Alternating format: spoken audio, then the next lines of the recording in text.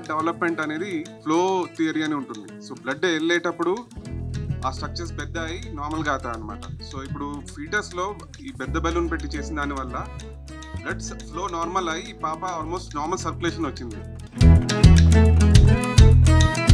So basic concept of balloon is there, but because of advancement in technology, we could do bigger size balloon. So we could open the path much more better way. We could make the heart much more at ease. We could allow the heart to grow properly. 7th మంత్లో గ్రోతింగ్ తీసినప్పుడు doctor గారికి doubt వచ్చి TIFFA scan చేశారు. ఆ TIFFA స్కానింగ్లో walls black అయ్యిందని చెప్పారు. Sir foetal scanning చేసి వాల్స్ అనేది 2 బ్లాక్ అయినాయి, ఇమీడియట్గా చేయాలన్నారు. బెలూన్స్ వేసిన తర్వాత ఫ్యూచర్లో ప్రాబ్లం రాకుండా, ఫిజికల్గా ఏం కాకుండా నార్మల్ బేబీ మాదిరి ఉంటారు అని అడిగాము. సార్ అని ఫ్యూచర్లో కూడా ఏం రాదని చెప్పారు. సో అందువల్ల మేము సార్కి కృతజ్ఞతలు చెప్తున్నాం సార్. ఇప్పుడు సైన్స్ చాలా ఎక్కువ అడ్వాన్స్ అయింది. ఈ అడ్వాన్స్మెంట్లో భాగంగా పుట్టకముందే చాలా వరకు వేరియస్ జబ్బులన్నీ గుర్తుపెట్టుకోగలం. ముఖ్యంగా వచ్చే న్యూరల్ ట్యూబ్ డిఫెక్ట్స్ అని, వెరీ సీరియస్ హార్ట్ డిసీజెస్, వీటిలన్నిటికీ ట్రీట్మెంట్ ఏంటంటే చాలా వరకు పుట్టకముందే తీసేస్తారు. దాన్నే మనం ఎంటీపీ అంటాం. బట్ సమ్ హార్ట్ డిసీజెస్ ఉన్నాయి, వాటిల్ని పుట్టకముందే ట్రీట్ చేస్తే నార్మల్ బేబీ వస్తుంది.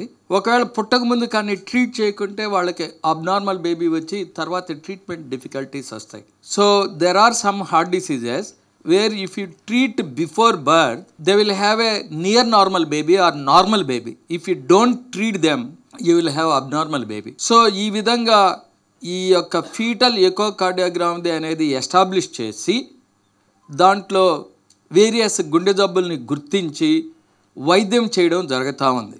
So some of these heart diseases will be treated immediately after birth, some will be treated later on, some not possible to treat, they will go for termination before 22 weeks of gestational age because that is the medico-legal age which is allowed by the government of India. Valve blocks, baby high heart rate, these problems can be treated before birth. If you don't treat, either they die in utero or they die after birth. ఇట్లా కొన్ని కంట్రీస్లో before birth procedure చేయడము 2002 నుంచి బాగా establish అయింది.